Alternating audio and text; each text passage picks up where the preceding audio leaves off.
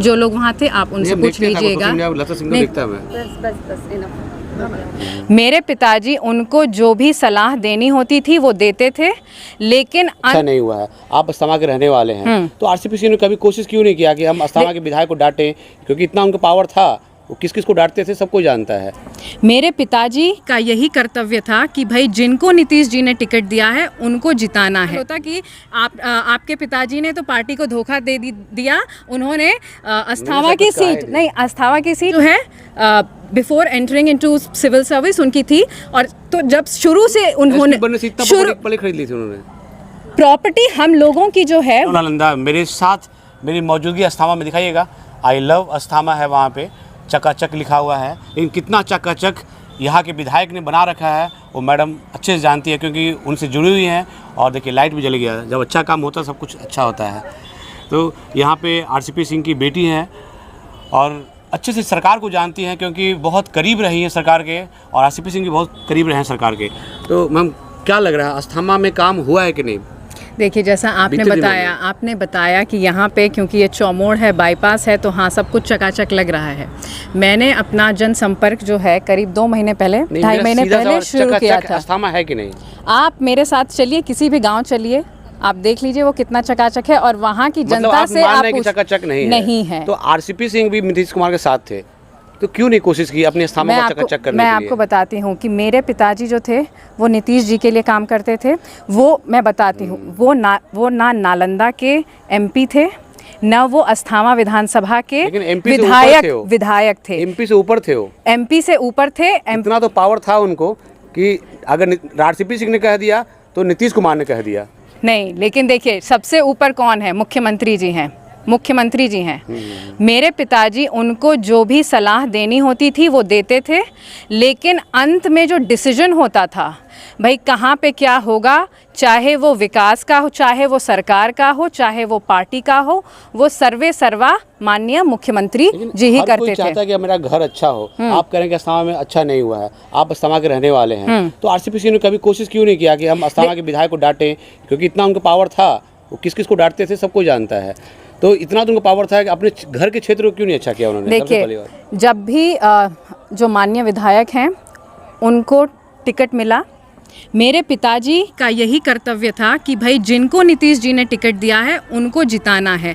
अब जनता को क्रोध था, जनता को रोष था, लेकिन अब मुख्यमंत्री जी ने कह दिया कि भाई हमने तो टिकट दे दिया रामचंद्र बाबू, अब आप इनको जिताइए। तो अगर मेरे पिताजी, आप यही सवाल मुझसे फिर आपका दूसरा सवाल होता, आपका सवाल होता कि आपके पिताजी ने तो पार्टी को धोखा दे दिया, उन्होंने अस्थामा की सीट नहीं, अस्थामा की सीट लूज करवा दी। तो मेरे पिताजी ने बहुत ही सच्ची निष्ठा से, ईमानदारी से पार्टी के प्रति और नीतीश जी के प्रति समर्पित होकर काम किया। की बात करें तो नीरज जी तो बार-बार एक इतना मोटा किताब लेकर आते हैं, देखिए ये आरसीपी सिंह का खेत का पूरा हिसाब है, उनको इतने सारे खेत ले रखे हैं। हाँ, तो वो आरसीपी सिंह ने नहीं ले रखे हैं, उनकी जो 2 पुत्रियां हैं ना उन्होंने ले रखे हैं, और उसका जो डिक्लेरेशन है जिनका आप नाम ले रहे हैं, मैं तो उनको पर्सनली नहीं जानती हूँ, लेकिन मैं उनको नहीं जानती हूँ।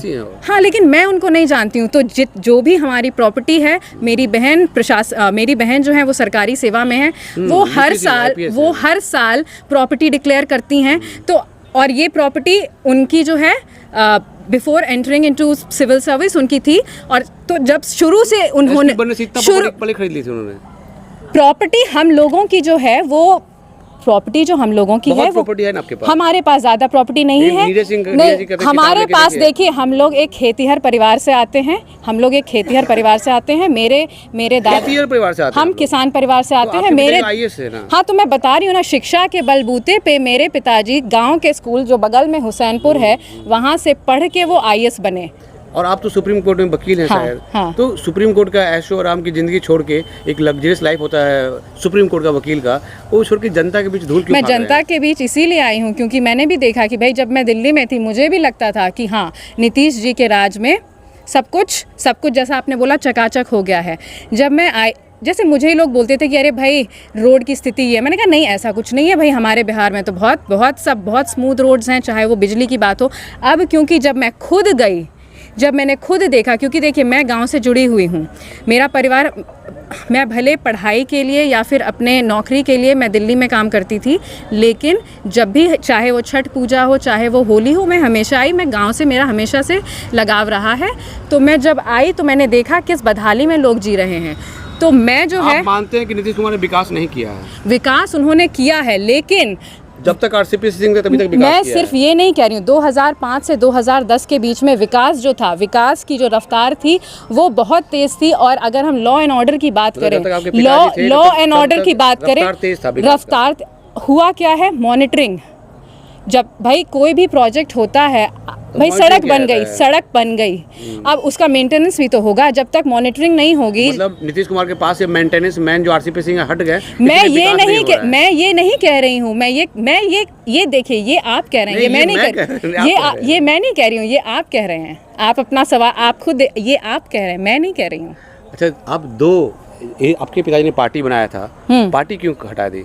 क्या पार्टी हटाई नहीं गई, पार्टी डिसॉल्व नहीं हुई है, पार्टी का विलय हुआ है, पार्टी का विलय हुआ है। डिसॉल्व वही हो गया, डिसॉल्व नहीं होता है। देखिए, डिसॉल्व का मतलब हो गया खत्म। साइंस के लैंग्वेज में नहीं तो आशा खत्म अच्छा, हुआ कि पॉलिटिकल नहीं, राजनीति में जनरल साइंस की बात नहीं होती है, पॉलिटिकल साइंस की बात होती है। साइंस वाले साइंस बोलते नहीं हैं। तो देखिए, politics is not science, politics is political science. आपका आशा जो है जन स्वराज में मिल गया, ये कह सकते हैं?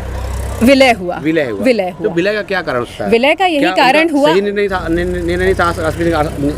निर्णय बिल्कुल सही था। और जब क्योंकि प्रशांत जी और मेरे पिताजी एक दूसरे को लंबे अरसे से जानते हैं, 2015 से उनकी जान पहचान है। नीतीश कुमार के अगल बगल रहते थे, बीच में नीतीश कुमार, इधर आरसीपी सिंह, इधर प्रशांत किशोर घूमते हुए दिखते थे मुझे। हाँ, तो 2015 का जो चुनाव था, आप लोग भी जानते हैं कि भाई कितनी मेहनत से वो चुनाव जीता गया। तो क्या लगता है, यहाँ पे 7 सीट है नालंदा में, आप तो डबल इंजन जो कहता है, यहाँ पे डबल जिताने वाले लोग एक साथ हैं, तो कितना सीट मिलेगा नालंदा में? देखिए, मैं कोई दावा नहीं करूंगी, मैं दावा नहीं करती हूँ। जब रिजल्ट, मैं कोई दावा नहीं करूंगी। जब चुनाव का रिजल्ट आएगा, आप लोग तभी देख लीजिएगा। आपका सीट का क्या लगता है? आप जिस सीट से लड़ रही हैं, कितना कंफर्म है कि यहाँ से निकल जाएगा? वो आप रिजल्ट के दिन देख लीजिएगा। कुछ तो आइडिया जनता को, आप जनता से पूछिए, जब हमारी बिहार बदलाव यात्रा चल रही थी, या जब मैं डोर टू डोर कर रही थी, या मैं कहाँ भीड़ लग रहा है? वो प्रशांत किशोर का भीड़ था। मैं राजगीर की बात नहीं कर रही हूँ, मैं राजगीर की बात नहीं कर रही हूँ। आप मेरे साथ कभी नहीं आए हैं। जब हमारा बिहार बदलाव यात्रा जो 18 तारीख से शुरू हुआ, आप नहीं थे, तो आपने भीड़ नहीं देखी। जो लोग वहाँ थे, आप उनसे पूछ लीजिएगा।